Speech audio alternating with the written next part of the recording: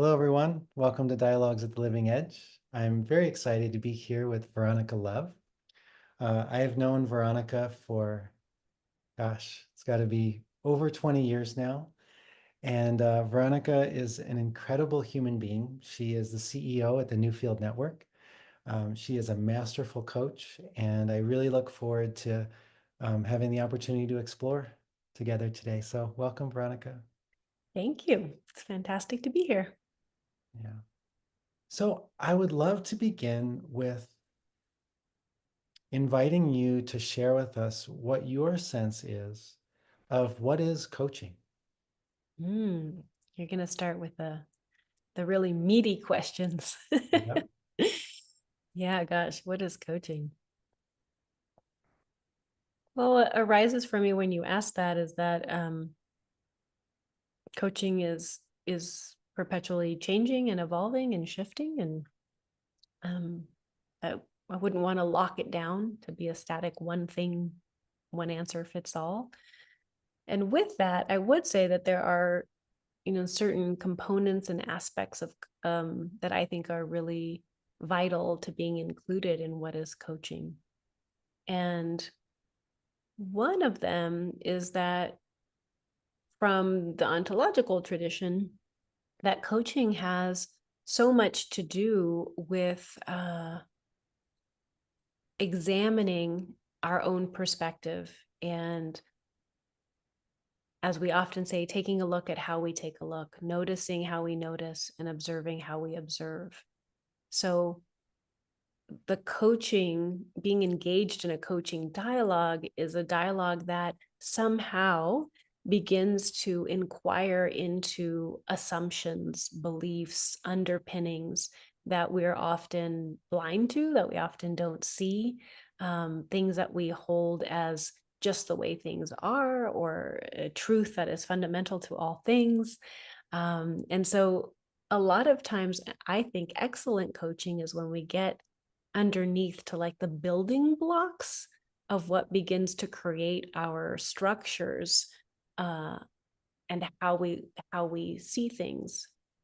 The other piece I would say that I think is fundamental in excellent coaching is that it isn't just an abstract dialogue, that it's really based on being an embodied human being and summoning the wholeness of who we are, from our somatic wisdom and knowing to our emotional intelligence, to as well as the cognitive, and weaving all of those different wisdom capacities that we humans have and accessing all of them so that we can be present to the fullness of life as it shows up.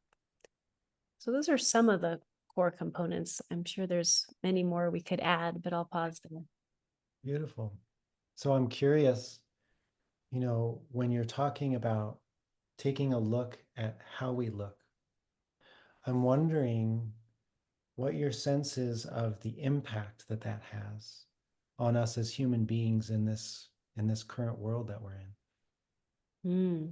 Yeah, I think the impact is can be huge. I mean, I'm remembering right now participants that have gone through our coach training program that came to realize, for example, that they had lived the past 5 years through the lens of resentment, right? And suddenly, when they were able to see that and able to practice shifting that, it altered their whole reality. It altered the way that they related not only to themselves, but the way that they related to their children, to their family, to their teams and organizations.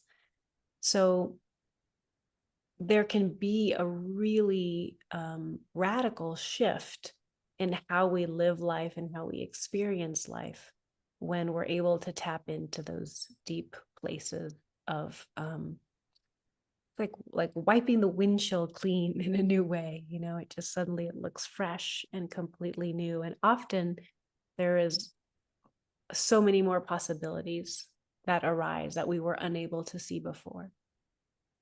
Yeah, what occurs to me as you're speaking is what is the cost of not looking at how we look and imagining, the incredible pain and divisiveness that we all of us witness in this world every day, and how a lot of that pain, comes through seeing through a lens and not realizing that it's a lens, and just living as if the way that I see the world is fundamentally the way things are, which creates a lot of problems when we run into another human being who is doing the same thing but with a different set of lenses. And it occurs to me that that really, it really fosters this kind of collective experience of divisiveness and perpetuation of suffering. And because often what happens is then we enter into a place of, well, who's right and who's wrong. And Mhm. we enter into a place of polarizing. And so when we're able to see that the lens is malleable and that we all have different lenses, there's also a way in which I think it invites us into a more compassionate heart, a more compassionate stance, a more compassionate listening to then facilitate, right, more understanding.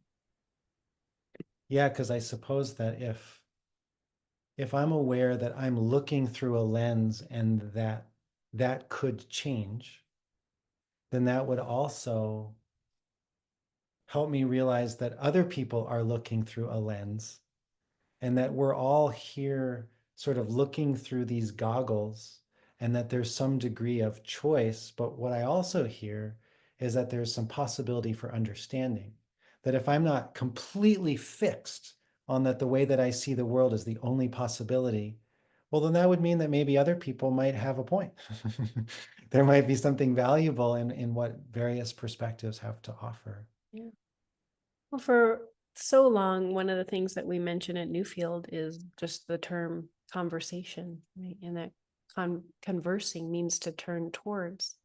And so the act of being engaged in a conversation with someone is actually the opportunity to turn towards that person, to turn towards a place of mutual or shared understanding, which, if we're looking at one slice of the pie and someone else is looking at a different slice of the pie, and we can actually listen to each other and have that sense that suddenly we get to see two slices, right? So our own reality, our own worldview is expanded when we engage in deep conversation with each other.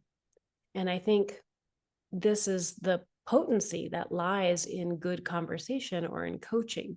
Very often, what we don't know, we have a tendency to be scared of, many of us, right? It's freaks us out. Oh my gosh, I don't know that. And so then there's like retraction and recoiling and becoming small or, hiding.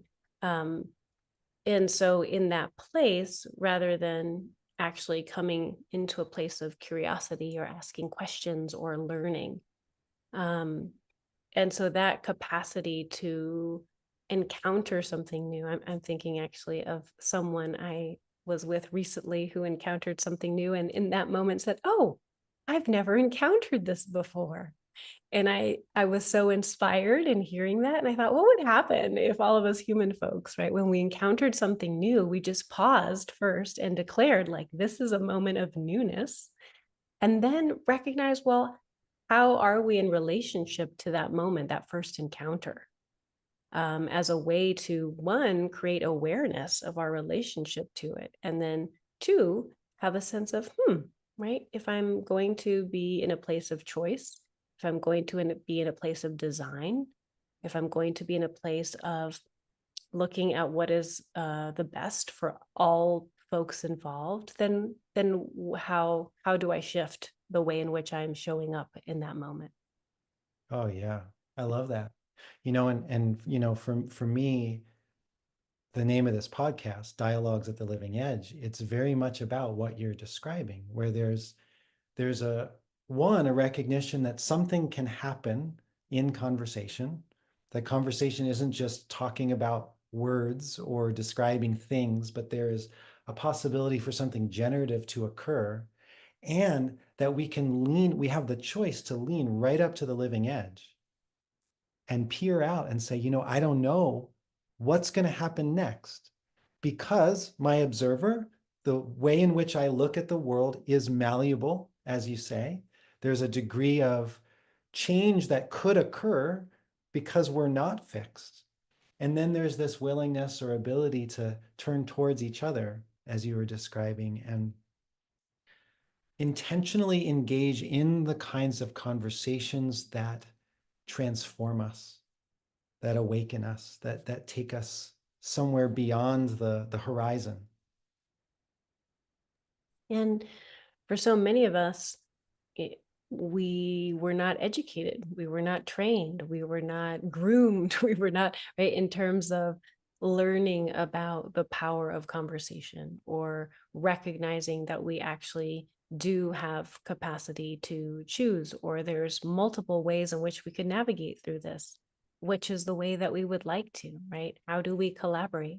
And so all of these skills and capacities, I think the beautiful thing is that as a human, we can cultivate them. And I think many of us don't really know that that's even an option in the world. Depending what profession and industry and background and all of that we've had. So the fact that we are not broken eternally, that we're not terrible, or bad, or eternally insufficient, that we're not worthless, right? All of these things that actually we can practice learning and growing and cultivating, and that requires, I believe, bringing our own fullness of self into it, but also very often being in a community space of learning, being in a collective shared place where, everyone is actually going through the journey of inner cultivation. Yeah, I love that. I love that. I mean, it's one of the things about, the Newfield network. A lot of times people will use the word Newfield for short, but to me, the network part is so important, because on the one hand, while Newfield is inviting people into a new field of possibility, there's an invitation to see that malleability of perspective, which all of a sudden opens up this whole other range of discovery. The other thing that's happening is it's all about collective learning. It's all about collective discovery. It's all about supporting human beings to discover who they are in an ever deepening way together, because we arise in relationship to each other in a way that we don't arise when we're just sort of doing it ourselves or trying to learn by ourselves. Exactly. And there's a sense of, right, when we look at, for example, who are we in relation to others? So, right, who am I becoming as a mother in relationship to my child, as a partner or a spouse in relationship to my sweetheart, right? All of these things, who am I in relationship to my team? Um, all of these elements, when we're consciously in relationship, how we evolve, what we evolve into, all of those things. Um, so the nourishing piece, that cultivation piece, happens in relation, and as well as in relationship to our own selves. But this piece of comes to mind is, what is the quality of conversations I'm engaging in a daily basis? Right? We often, at least in Boulder, we think about food, right? Is it organic? Is it, this or that? And the quality of what I'm eating and what I'm ingesting. But similarly, in terms of, there's also a quality of the conversations I'm having. Is there a space for depth in the conversation? Is there a space for not knowing and being transparent about the fact that we don't know? Is there a space where we know that we're able to articulate things that maybe we've never said before? And so to be in a good quality conversation can be so profoundly nourishing to the depth of who we are. And I think in today's world, there's so much fast paced, so much quick, quick, quick, snippet, snippet, and rush to move on to the next thing and check our, to-do list. But one of the pieces I think that gets missed is engaging in that good quality conversation, which I think circles back to your opening question around what is coaching. To me, coaching is that good quality conversation where there's a human being that is really present and they're listening to the whole aspect of who you are, truly, deeply listening. Um, and I'm thinking about Carl Rogers has a quote of, and I'm going to paraphrase, I don't remember exactly, but something to the effect of how uh, deep listening is one of the most powerful acts that we can do as human beings.